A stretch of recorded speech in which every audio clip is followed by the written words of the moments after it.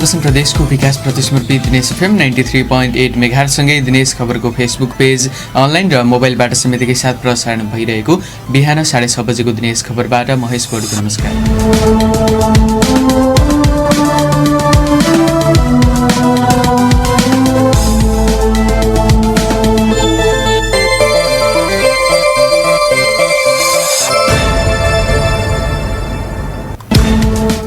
सुरुमा प्रसारणका प्रमुख खबरहरू। चुनाव लडेका सुदूरपश्चिमका 500 बढी प्रमुख र उपप्रमुख उम्मेदवारले निर्वाचन खर्च बुझाएनन्। अटेरी गर्नेलाई 5,50,000सम्म जरिमाना। आर्थिक अपराध मानिएको मिटर ब्याज विरुद्धको उजुरीमाथि कैलाली प्रशासनले छानबिन गर्दै ठगी सम्बन्धीका उजुरीमाथि प्रहरीको पनि अनुसन्धान जारी।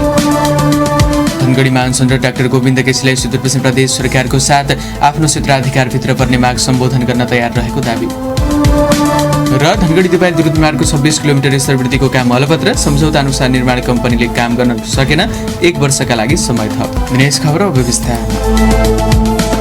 सुदूरपश्चिममा स्थानीय तहको चुनाव लडेका 500 बढी पालिका प्रमुख र उपप्रमुखका उम्मेदवारले निर्वाचन खर्चको विवरण नबुझाएको भेटिएको छ। 88 स्थानीय तह रहेको सुदूरपश्चिमका 171 गाउँपालिका अध्यक्ष र 102 उपाध्यक्षका उम्मेदवारले निर्वाचन खर्चको विवरण नबुझाएको निर्वाचन आयोगले प्रकाशित गरेको सूचनामा उल्लेख गरिएको छ। प्रदेशमा 129 नगर प्रमुख र 102 उपप्रमुखका उम्मेदवारले पनि चुनाव खर्च आयोगलाई बुझाएका छैनन्। निर्वाचन भएको 30 दिनभित्र तोकिएको ढाँचामा खर्चको विवरण बुझाउन अटेरी गर्नेलाई निर्वाचन आयोगले जरिवाना तोकेको छ। सहकर्मी नारायण अवस्थीको रिपोर्ट।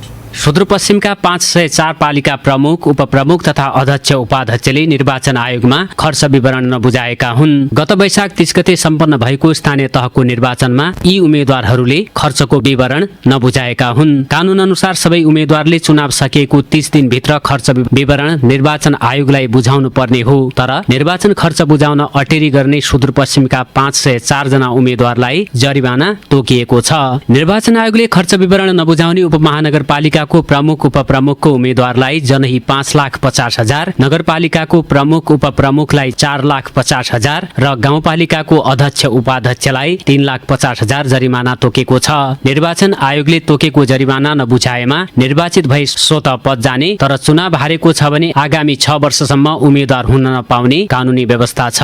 प्रदेशको एकमात्र उपमहानगरपालिका धनगढीमा चुनाव लडेका 3 जना प्रमुखका र 3 जना उपप्रमुखका उम्मेद्वारले चुनाव खर्च बुझाएका छैनन्। धनगढीमा प्रमुखका उम्मेद्वार रहेका मदन कृष्ण भट्ट, उद्धवराज पन्त र कविन्द्र ऐरले निर्वाचन खर्च नबुझाएका हुन्। पन्त र भट्ट स्वतन्त्र उम्मेद्वार थिए भने ऐर जनता समाजवादीका उम्मेद्वार हुन्। यस्तै उपप्रमुखमा नेकपा माओवादी केन्द्रका तर्फबाट चुनाव लडेका शान्तिकुमारी अधिकारी छेत्री, विवेकशील साझाका विमला पन्त र स्वतन्त्र उम्मेद्वार रहेका प्रभाकर भण्डारीले निर्वाचनको खर्च विवरण नबुझाएका हुन्। यस्तै कैलालीको गोदावरीका प्रमुख वीरेन्द्र भट्ट, एमालेबाट उम्मेद्वार रहेका गोकर्ण भट्ट र उपप्रमुखका उम्मेद्वार रत्ना कठायतले पनि खर्च विवरण बुझाएनन्। लम्की चुहाको प्रमुखमा निर्वाचित सुशीला शाही र पूर्व प्रमुख महादेव बजगाई, कैलाली गाउँपालिकाका अध्यक्षका उम्मेद्वार लाजुराम चौधरी, नागरिक उन्मुक्तिबाट जानकी गाउँपालिकामा अध्यक्ष र उपाध्यक्षमा निर्वाचित गणेश चौधरी र लालमती देवी चौधरीले पनि खर्चको विवरण बुझाएका छैनन्। चुरेका अध्यक्ष चक्रबहादुर बोकटी, उपाध्यक्ष धनादेवी थापा, मोहन्यालका अध्यक्ष देवीदत्त उपाध्यायले पनि चुनावमा भएको खर्च आयोगलाई नबुझाएका हुन्। कञ्चनपुरको भीमदत्तका नगर प्रमुख पदम बोगटी, पेटकोटका उपप्रमुख तुलसी देवी जोशी, बेलौरीका प्रमुख पोतीलाल चौधरी, पुनर्वासका प्रमुख तोय प्रसाद शर्मा, उपप्रमुख भुलिया कुमारी राणा, दोधरा चाँदनीका प्रमुख किशोर कुमार लिम्बू र उपप्रमुख गंगादेवी जोशीले पनि खर्च विवरण पेश गरेका छैनन्। जिल्लाको शुक्लाफाटा नगरपालिकामा प्रमुख र उपप्रमुखका उम्मेद्वार रहेका माओवादी केन्द्रका नवराज ऐर र नेकपा एकीकृत समाजवादीका माधव प्रसाद पन्तले पनि चुनावमा भएको खर्चको विवरण नबुझाएका हुन्। अछामका 8 पालिकामा प्रमुख उपप्रमुख अध्यक्ष उपाध्यक्षका उम्मेद्वार रहेका र चुनाव समेत जितेकाहरूले चुनाव खर्चको विवरण बुझाएका छैनन्। पञ्चदेव विनायक नगरपालिकाका प्रमुख अम्बिका कुमारी चलाउने र उपप्रमुख हर्क बहादुर रावलले खर्च विवरण बुझाएका छैनन्। यस्तै कमलबजार नगरपालिका, मंगलसेन, साफे बगर नगरपालिकामा प्रमुख र उपप्रमुखको चुनाव लडेकाहरूले चुनावी खर्च पेश नगरेका हुन्।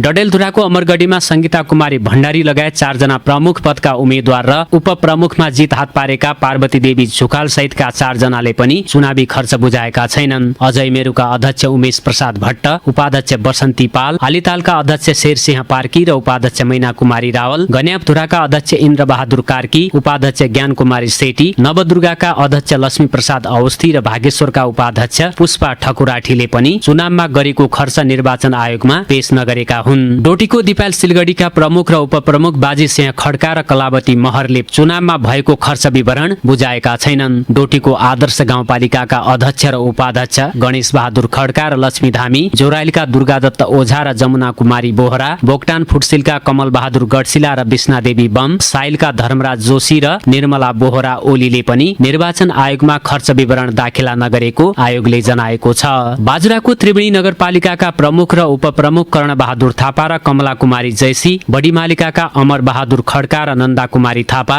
बुढी नन्दाका जनक बहादुर बोहरा र राम बहादुर बोहरा, खप्तड छेडीदहका अध्यक्ष दिल बहादुर रावल र उपाध्यक्ष विशुदेवी नाथ, बमुलका अध्यक्ष हिरा बहादुर रोकाए र उपाध्यक्ष सीता रोकाया, जगन्नाथका काली बहादुर शाही र मरुकला विष्ट, स्वामी कार्तिक खापरका उपाध्यक्ष मैना जोशी र हिमाली गाउँपालिकाका अध्यक्ष गोविन्द बहादुर शाही र उपाध्यक्ष राजकला सार्कीले निर्वाचन खर्च विवरण पेश गरेका छैनन्। बझाङको बुङ्गलका नगर प्रमुख जय बहादुर धामी, थलाराका उपाध्यक्ष राम बहादुर खत्री, दुर्गाथलीका अध्यक्ष दिल बहादुर थापा, मस्टा गाउँपालिकाका उपाध्यक्ष हर्क धामी, बित्थडचिरका अध्यक्ष अमर सिंह महर र उपाध्यक्ष धनलक्ष्मी कुमारी सिंहले पनि चुनावमा भएको खर्च विवरण निर्वाचन आयोगलाई नबुझाएका हुन्। दार्चुलाको शैल्यशेखरमा प्रमुखको चुनाव लडेका पूर्व प्रमुख अमर सिंह धामी, अपी हिमाल, दुहु, नौगाड र मार्मा गाउँपालिकामा उम्मेदवारी दिएका केही व्यक्तिहरूले खर्च विवरण बुझाएका छैनन्। ब्यासका अध्यक्ष मंगल सिंह धामी र अध्यक्षका उम्मेद्वार दिलीप सिंह बुढाथोकीले पनि निर्वाचन खर्च विवरण नबुझाएका हुन्। बैतडीको पुर्चौडी, दशरथ चन्द र मेलौली नगरपालिकामा चुनाव लडेका प्रमुख र उपप्रमुखका केही उम्मेद्वारहरूले खर्च विवरण बुझाएका छैनन्। यस्तै डिलासैनी, दोगडा केदार, सिगास र सुर्नायामा चुनाव लडेका कतिपय उम्मेद्वारले पनि निर्वाचनमा भएको खर्च पेश गरेका छैनन्। बैतडीको पञ्चेश्वरका अध्यक्ष गोरख बहादुर चन्द र उपाध्यक्ष बिना भट्टले पनि निर्वाचन आयोगलाई चुनावी खर्च पेश गरेका छैनन्। यसरी सुदूरपश्चिममा स्थानीय सरकारको कार्यकारी पदमा बहाल रहेकै व्यक्तिहरूले निर्वाचन कानून उल्लङ्घन गरेर जरिवाना तिर्नु परेको छ भने ठूलो संख्यामा वडा अध्यक्ष सदस्यहरूले पनि निर्वाचन खर्च विवरण पेश गरेका छैनन्। सुदूरपश्चिम प्रदेशमा 1 उपमहानगरपालिका, 33 नगरपालिका र 54 गाउँपालिका रहेका छन्। दिनेश खबरका लागि नारायण अवस्थी, धनगढी। अछाममा एक पुरुष मृत अवस्थामा फेला परेका छन्। प्रहरीका अनुसार जिल्लाको कमलबजार नगरपालिका 6 हात्तीबाँसका 49 वर्षीय दीप्त प्रकाश शाही मृत फेला परेका हुन्। उनी कमलबजार 6 कै बुदे खोलामा मंगलबार बिहान 11:30 बजेतिरको समयमा मृत फेला परेको जिल्ला प्रहरी कार्यालय अछामले जनाएको छ। घटनाबारे आवश्यक अनुसन्धान भइरहेको प्रहरीले बताएको छ। उनी पूर्व जनमुक्ति सेना पनि रहेको बताइएको छ।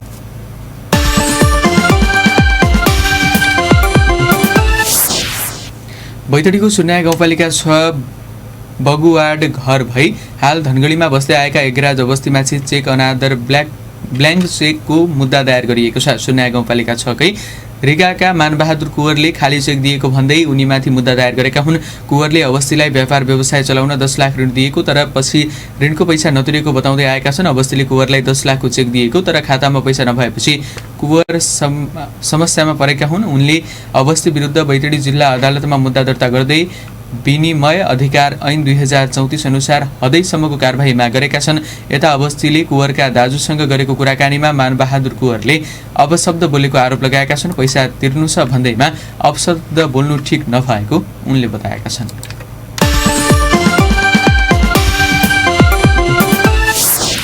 आर्थिक अपराध मानिएको मिटर ब्याजी विरुद्धको उजुरीमाथि कैलाली प्रशासनले छानबिन प्रक्रिया अगाडि बढाएको छ। प्रशासनको अधिकार क्षेत्रभित्र पर्ने ठगी सम्बन्धी परेका मुद्दामाथि छानबिन थालिएको हो। कैलाली प्रशासनमा परेका 46 मुद्दामाथि छानबिनको काम भइरहेको छ। प्रशासनमा परेका ठगी सम्बन्धीका उजुरीमाथि अनुसन्धानका लागि प्रहरी समेत उजुरीका फाइल पठाएको छ। प्रशासनबाट 7वटा मुद्दा जिल्ला प्रहरी कार्यालय कैलालीलाई पठाइएको बताइएको छ। सहकर्मी वीरेन्द्र भट्टको रिपोर्ट। अशिक्षाका कारण होस् या आवश्यकताका कारणले गुपचुपमा हुने मिटर ब्याजी कारोबार अहिले खुल्न थालेको छ। मिटर ब्याजबाट आतंकित पीडितहरूले धमाधम जिल्ला प्रशासनमा मिटर ब्याजी साहु विरुद्ध उजुरी दिइरहेका हुन्। सरकारले उजुरी दिन आग्रह गरेसँगै अधिकांश क्षेत्रबाट उजुरीहरू जिल्ला प्रशासनमा दर्ता भएका हुन्। गृह मन्त्रालयले मिटर ब्याजी ऋणीहरूलाई नजिकको प्रशासनमा उजुरी दिन आग्रह गरेको थियो, जस अनुसार गृह मन्त्रालयले मिटर ब्याज अपराध नियन्त्रणका लागि कार्यदल गठन गरेको थियो। सरकारको तदारुकतासँगै पीडितहरूबाट उजुरी पर्ने क्रम अहिले पनि जारी छ। कैलालीका प्रमुख जिल्ला अधिकारी किरण थापा अहिले हेरिरहेको छौँ। अहिले हेरेर हाम्रो क्राइटेरियाभित्र पर्ने नियमबाट हुने मार्कामा नपरेकालाई देशमा पनि केही केसहरू प्रहरीका पठाइ। कानुनमा मिटर ब्याज भन्ने शब्द उल्लेख छैन। मुलुकी देवानी संहिता ऐन 2074 को लेनदेन महलमा पनि 10% ब्याजभन्दा बढी ब्याज लिएर कुनै पनि ऋणदाताले कर्जा दिनु कसुर हो भनेर उल्लेख छ। देवानी संहिता 2074 को दफा 478 को उपदफा 1 मा साहुले वार्षिक 10% भन्दा माथिको ब्याज लिन नपाउने भनिएको छ। कानुनले कर्जाका बारेमा स्पष्ट नखुलाउँदा पनि यस्ता समस्या बढ्न थालेको हो, तर व्यवहारमा 60% सम्म ब्याज लिएको पाइन्छ। साहुहरूले सावामा ब्याज सहितको रकम उल्लेख गरेर तमसुक गर्दा ऋणीहरू दोहोरो मारमा परेका छन्। मिटर ब्याज जस्ता कारोबारलाई लेनदेन, ठगी र जाल साझी मुद्दामा कारबाही हुन्छ। जिल्ला प्रशासनले पठाएका यस्ता उजुरीमाथि प्रहरीले समेत छानबिन सुरु गरेको हो। जिल्ला प्रहरी कार्यालय कैलालीका प्रवक्ता वेद प्रकाश जोशी जिल्ला प्रशासनबाट हामीलाई के इन्स्ट्रक्सन आएको थियो भने यो सम्बन्धीको उजुरी आयो भने चाहिँ त्यसलाई चाहिँ कारबाही प्रक्रियामा लाने भन्ने त्यो चाहिँ आएको हो। त्यो आह्वानै गरेको थियो जिल्ला प्रशासनले कि कसैलाई मिटर ब्याजमा ठगिएको या त्यसो गरेको छ त्यस्तो छ भने जिल्ला प्रशासनमा जिल्ला प्रहरीमा गएर खबर गर्नुहोस् भने जुन निर्णय भएको माथि गिरफ्तार भएको थियो त्यसको वेबाट पनि इन्स्ट्रक्सन चाहिँ आएको छ। मुलुकी अपराध संहिता 2074 मा जुनसुकै ठगी गरे पनि ठगीको प्रकृति हेरी 7 वर्ष कैद र 70,000 जरिवानाको व्यवस्था छ। दफा 279 मा भने कसैलाई जाल साझीपूर्वक आर्थिक क्षति वा लाभ पुर्याउने नियतले जानी जानी नभए वा नगरेको कुरा भए गरेको हो भनी वा झुटा मिति अङ्क वा बेहोरा उल्लेख गरी लिखछाप गरे वा गराएमा वा आफ्नो हक नभएको कुरामा हक भएको देखाई कुनै काम गरेमा जाल साझीको कसुर गरेको मानिने उल्लेख छ। यस्तो कसुरमा 3 वर्ष कैद र 30,000 जरिवाना वा दुवै सजाय हुने व्यवस्था छ। प्रशासनसम्म आइपुगेका उजुरीमाथि उचित छानबिन गरेर किनारा लगाउने काम भइरहेको बताउँदै पुनः कैलालीका प्रमुख जिल्ला अधिकारी थापा राज्यको अब नहेरेको जस्तो भएर अप्ठ्यारोमा परेकालाई आर्थिक अपराधमा मानेर त्यसलाई कारबाही गर्ने आर्थिक ठगी सम्बन्धी परेका उजुरीमाथि जिल्ला प्रशासन कार्यालय र जिल्ला प्रहरी कार्यालयले समेत छानबिन सुरु गरेर मुद्दा किनारा लगाउने काम भइरहेको छ। दिनेश खबरका लागि वीरेन्द्र भट्ट, धनगढी। कैलालीको अतरिया बस पार्कको रूप बन्दै गएको छ। मनलाग्दी खोका, छाप्रा र ठेलागाडाका कारण यात्रुवाहक सवारी साधन बस पार्कमा पार्किङ गर्ने समस्या भइरहेको चालकको गुनासो छ।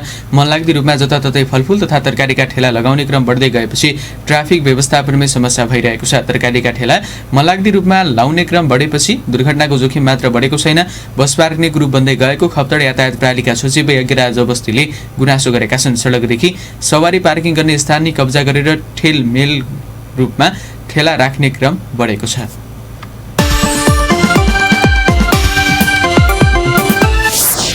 धनगढीमा अनसन र डाक्टर गोविन्द केसीलाई सुदूरपश्चिम प्रदेश सरकारले साथ दिएको छ। 20औं अनसन जारी राखेका डाक्टर केसीलाई सुदूरपश्चिम प्रदेश सरकारले साथ दिएको हो। डाक्टर केसीले उठाएका विभिन्न मागहरू पूरा गर्नतर्फ प्रदेश सरकार सकारात्मक देखिएको हो, तर धनगढीमा 20औं सत्याग्रह सुरु गरेका डाक्टर केसीको स्वास्थ्य अवस्था भने नाजुक हुँदै गएको छ। सेती प्रादेशिक अस्पतालमा रहेका उनलाई अन्यत्र उठाउनु पर्ने भनिएको छ। यता प्रदेश सरकारले भने आफ्नो क्षेत्राधिकारभित्र पर्ने माग सम्बोधन गर्ने तयारी रहेको दावी गरेको छ। सहकर्मी रोशन भट्टको रिपोर्ट। चिकित्सा शिक्षा सुधारका अभियन्ता मानिएका डाक्टर गोविन्द केसी धनगढीमा छन्। विभिन्न सातबुँदे माग राख्दै सत्याग्रह बस्नका लागि डाक्टर केसी धनगढी पुगेका थिए। उनी अनसन बसेको मंगलबार 9 दिन भयो। धनगढीको कृष्ण मन्दिरमा अनसन बसेका डाक्टर केसीको स्वास्थ्य अवस्था बिग्रिएपछि उनलाई सेती प्रादेशिक अस्पतालमा भर्ना गरिएको छ। चिकित्सकको निगरानीमा उनी अनसनमा बसेका छन्। अहिले उनको स्वास्थ्य अवस्था गम्भीर रहेको उपचारमा संलग्न चिकित्सकले जनाएका छन्। सेती अस्पतालले त सोमबार नै डाक्टर केसीलाई विशेषज्ञ सेवा भएको विशिष्टीकृत अस्पतालमा लैजान आग्रह गरेको थियो। सेती प्रादेशिक अस्पतालका मेसु डाक्टर हेमराज पाण्डे हाम्रो त अवस्था जटिल छ, सकेसम्म अब त्यो क्रिटिकल केयरमा राख्नुपर्छ होला उहाँलाई। त्यसैले यहाँको हाम्रो सुविधाले चाहिँ भ्याउँदैन, माथितिर लानुको लागि पहल गर्नु पर्यो भनेर चाहिँ हामीले यहाँ भिडियो कारणदेखि लिएर चाहिँ अन्य मन्त्रालयहरूमा खबर गरेका थियौँ होइन। अब उहाँले चाहिँ अब त्यसो सोच्नु चाहिँ भएको छ, अब तत्कालै तुरुन्त चाहिँ लग्ने चाहिँ त्यस्तो कुरा गर्नु भएको छैन। डाक्टर केसीले स्वास्थ्य क्षेत्र सुधारको माग राख्दै अनसन बसेको यो 20औं पटक हो। अहिलेसम्म सरकारी निकायबाट अनसनको सुरुवातमै डाक्टर केसीले साथ पाएका छैनन्। उनको स्वास्थ्य अवस्था बिग्रिएपछि अन्तिम समयमा सरकारले चासो दिने गरेको थियो। यसअघि 19 पटकसम्म सरकार र डाक्टर केसी पक्षको वार्ता भएको छ, तर वार्तामा माग सम्बोधन गर्ने भनिए पनि कार्यान्वयन हुन सकेको छैन। त्यसकै कारण डाक्टर केसी 20औं पटकको अनसन बस्न धनगढी पुगेका हुन्। यो पटकको अनसनमा पनि उनलाई प्रदेश सरकारको साथ मिलेको छ। आफ्नो क्षेत्राधिकारभित्र पर्ने मागहरू सम्बोधन गर्न प्रदेश सरकार तयार रहेको हो। सुदूरपश्चिमका सामाजिक विकास मन्त्री गोविन्द राज बोहरा प्रदेश सरकारको कार्यक्षेत्र भित्रचाहिँ धेरै कुरा हुनुपर्ने छ। सङ्घीय सरकारले चाहिँ समीक्षा गर्ने भएको कारणले हाम्रो दायित्व के हुन्छ भनेपछि सङ्घीय सरकारसँग यो विषयमा विशेष छलफल गरेर यसको कुन तरिकाले समाधान निस्किन्छ त्यसमा हामी लागेका छौँ। अनसनरत डाक्टर केसी अहिले सेती प्रादेशिक अस्पतालमा भर्ना भएका छन्। स्वास्थ्य अवस्था बिग्रिएपछि उनी अस्पताल भर्ना भएका हुन्। अस्पतालमै रहेका केसीलाई भेट्नका लागि मङ्गलबार प्रदेश सरकारको टोली पुगेको थियो। सामाजिक विकास मन्त्री बोहरा सहित प्रदेश सचिव दीपक लामिछाने, सुदूरपश्चिम स्वास्थ्य निर्देशनालयका निर्देशक डाक्टर जगदीश जोशी लगायतको टोली सेती अस्पतालमा पुगेको हो। मन्त्री सम्मिलित टोलीले डाक्टर केसीको स्वास्थ्य अवस्था बुझ्दै थप उपचारका लागि काठमाडौँ लग्न सहयोग गर्ने जनाएको छ। साथै उनले उठाएका मागहरू सङ्घीय सरकारले सम्बोधन गर्न आग्रह गरिएको छ। फेरि एकपटक सामाजिक विकास मन्त्री बोहरा उहाँले उठाएका मागहरूप्रति चाहिँ हाम्रो सहानुभूति छ। हामी ती मागहरूलाई अगाडि बढाउन कोसिस हाम्रो कार्यक्षेत्रभित्र गरिहाल्छौँ, तर हाम्रो कार्यक्षेत्रभन्दा बाहिर रहेको कुरालाई सङ्घीय सरकारको सोचाइले पुर्याउने काम गर्छौँ। चिकित्सा शिक्षा सुधारका अभियन्ता मानिएका डाक्टर केसीले 20औं पटकको अनसनमा 7 बुँदे माग राखेका छन्। अनसनमै रहेका डाक्टरको स्वास्थ्य अवस्था बिग्रिएको छ। सेती प्रादेशिक अस्पतालमा रहेका डाक्टर केसीलाई टाउको दुख्ने, रिङ्गटा लाग्ने, श्वास फेर्न गाह्रो हुने, पेट दुख्ने, शरीरका मांसपेशी दुख्ने लगायत समस्या देखिन थालेको छ। दिनेश खबरका लागि रोशन भट्ट, धनगढी। धनगढी दिपायल द्रुतमार्गको 26 किलोमिटर स्तरवृद्धिको काम अलपत्र परेको छ। कैलाली खण्डको सडक स्तरवृद्धिको काम निर्माण कम्पनीले अलपत्र पारेका हुन्। कैलालीको हाटखोलीदेखि शिवनगर र डोटीको निरौली क्षेत्रमा सडक स्तरवृद्धिको काम सम्झौताको समयमा नसकिएको हो। सडक निर्माण कार्य पूरा नभएपछि नेपाल सरकारले 1 वर्षका लागि समय थप गरेको छ, तर निर्माण कम्पनी भने काममा फर्किएका छैनन्। सडक योजना कार्यालयले थप नयाँ सडक अलपत्रका लागि ठेक्का सम्झौता गरेको छ। सडक स्तरवृद्धिको काम अलपत्र रहेका बेला नयाँ ठेक्का सम्झौता गरिएको हो। साप्ताहिक स्तम्भ हाम्रो सडक।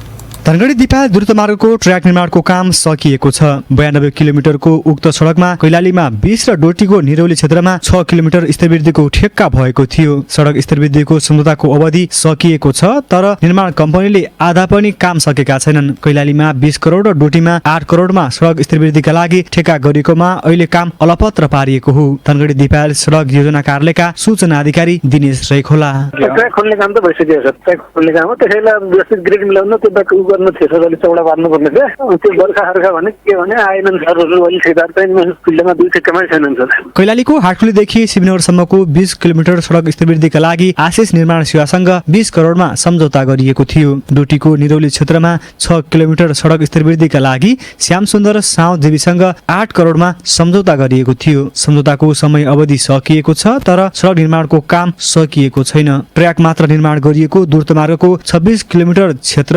स्तरवृद्धिका लागि ठेक्का गरिएकोमा निर्माण कम्पनीहरूले अलपत्र पारेका हुन्। दुवै निर्माण कम्पनीहरूको 1 वर्षका लागि समय थप गरिएको छ। हाटखोलीदेखि त्यो शिवनगर हुन्छ नि, विपिनगरको वारीपट्टि होला हो, त्यो पोर्सनमा काम गर्ने होला आशिष मान्छे हो। त्यसको काम अहिले बन्द छ। ठेकेदार अहिले साइडमा छैन, कोही पनि छैन। अर्को यो विपिनगरबाट 8 किलोमिटर निरौलीतिर हो, त्यो श्यामसुन्दर निर्माण सेवा छ। श्यामसुन्दर साउथ देवी भनेर छ, त्यसको नि अहिले निर्माण कार्य अहिले बन्दै छ। असारदेखि नयाँ काम थप काम भएको छैन। त्यो जम्मा 6 करोडको ठेक्का हुन्छ।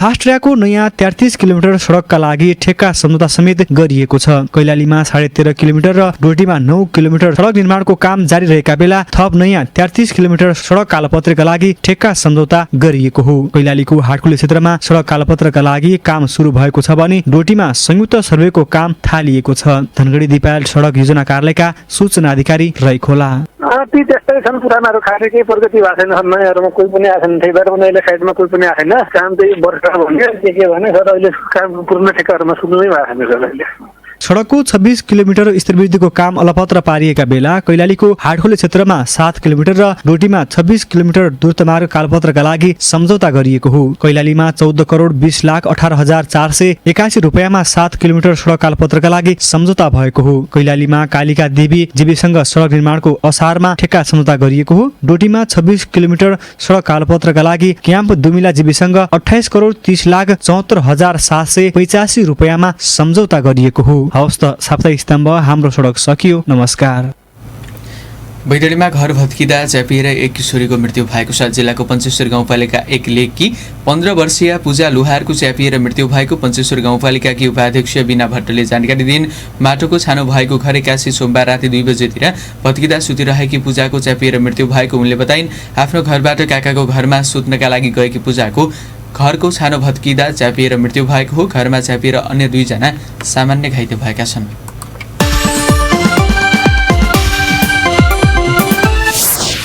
मौलिक चरुकिलो पार्टीका सर्वोच्च परिषद सदस्य युवा नेता धीरेन्द्र चन्द सोराडी प्रतिनिधि सभातर्फ कैलाली 1 र 5 बाट सिफारिस भएका छन्। टिकापुर नगरपालिका 1 निवासी सोराडीलाई धनगढीमा पनि लामो समयदेखि सामाजिक कार्यमा संलग्न रहेको र उनको प्रभाव राम्रो रहेका कारण दुवै क्षेत्रबाट 1 नम्बरमा सिफारिस गरिएको प्रदेश समिति महासचिव सावित्री गिरीले जानकारी दिइन्। सूचना प्रविधि विज्ञ एवं उद्यमी समेत रहेका सोराडीले आफ्ना व्यवसायी प्रतिष्ठान र उद्योगहरूमा सयौंलाई रोजगारी दिँदै आएका छन्। स्थानीय निर्वाचनदेखि नै युवाहरूले उम्मेदवारी घोषणा गर्ने र निर्वाचन परिणाम समेत आफ्नो पक्षमा ल्याइरहेका बेला सोराडीको उम्मेदवारीलाई विशेष रूपमा हेरिएको छ।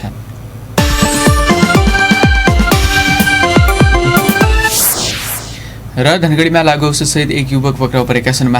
उपमहानगरपालिका 2 पुरानो भन्सा रोड बस्ने पुरानो औजीका 18 वर्षीय छोरा करण औजीलाई प्रहरीले पक्राउ गरेको हो। 6 पीस स्पास ट्याब्लेट सहित उनलाई नियन्त्रणमा लिएको जिल्ला प्रहरी कार्यालय कैलालीले बताएको छ। यस सम्बन्धमा आवश्यक अनुसन्धान भइरहेको जिल्ला प्रहरी कार्यालय कैलालीका प्रहरी नायब उपरीक्षक वेदप्रकाश जोशीले बताएका छन्। यस्तै कैलालीमा लागु औषधसहित एक युवक पक्राउ परेका छन्। पक्राउ पर्नेमा जोशीपुर गाउँपालिका 3 लक्कड बस्ने 24 वर्षीय रावल कुमार कठरिया रहेको जिल्ला प्रहरी कार्यालय कैलालीले जनाएको छ। सोमबार उनलाई भजनी नगरपालिका 3 कुसुमघाट स्थित नेपाल भारत सीमा क्षेत्रबाट करिब 750 मिलिग्राम खैरो हेरोइन सहित सशस्त्र प्रहरी बलले पक्राउ गरेको हो। उनीमाथि थप अनुसन्धान भइरहेको प्रहरीले जनाएको छ। यता कैलालीमा लागु औषधसहित समातिएका युवक हतगढी सहित फरार भएका छन्। इलाका प्रहरी कार्यालय सडकपुरबाट सोमबार 2 ग्राम लागु औषधसहित पक्राउ परेका युवक फरार भएका हुन्। बर्दगुरिया गाउँपालिका 2 का 28 वर्षीय जुग्राम चौधरी हतगढी सहित भागेको जिल्ला प्रहरी कार्यालय कैलालीले बताएको छ। फरार रहेका चौधरीको खोजी कार्य भइरहेको इलाका प्रहरी कार्यालय सडकपुरले जनाएको छ। प्रसारणको अन्त्यमा प्रमुख खबरका शीर्षकहरू पुनः एकपटक। चुनाव लडेका सुदूरपश्चिमका 500 बढी प्रमुख र उपप्रमुखका उम्मेदवारले निर्वाचन खर्चको विवरण बुझाएनन्। अटेरी गर्नेलाई 5,50,000सम्म जरिवाना। आर्थिक अपराध मानिएको मिटर ब्याज विरुद्धको उजुरीमाथि कैलाली प्रशासनले छानबिन गर्दै ठगी सम्बन्धीका उजुरीमाथि प्रहरीको पनि अनुसन्धान जारी। धनगढी मानसन र डाक्टर गोविन्द केसीलाई सुदूरपश्चिम प्रदेश सरकारको साथ आफ्नो क्षेत्राधिकार पर्ने भित्र माग सम्बोधन गर्ने तयार रहेको दाबी। र धनगढी दिपायल दुर्गमार्गको 26 किलोमिटर स्तरवृद्धिको काम बलपत्र सम्झौता अनुसार निर्माण कम्पनीले काम गर्न सकेन। 1 वर्षका लागि समय थप।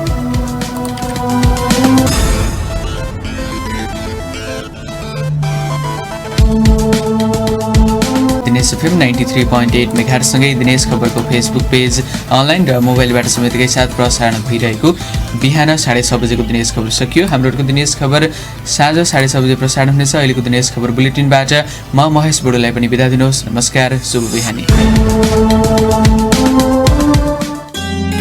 दिनेश